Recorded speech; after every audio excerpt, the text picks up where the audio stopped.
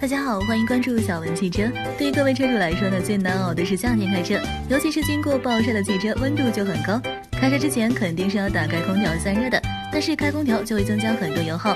夏天汽车开空调油耗高，老司机教你算账，不仅快速制冷还上瘾。上车后呢，发动汽车后打开所有车窗，开一段路后呢，开启空调，排出有毒的热气，外循环开到最大，吹几分钟后开自动模式。有些车主为了加快制冷效果，就把温度调最低，其实这样会剧烈增加油耗量。正常情况下，空调温度设置在25度即可。还有要注意的地方是轻装简重，少开窗。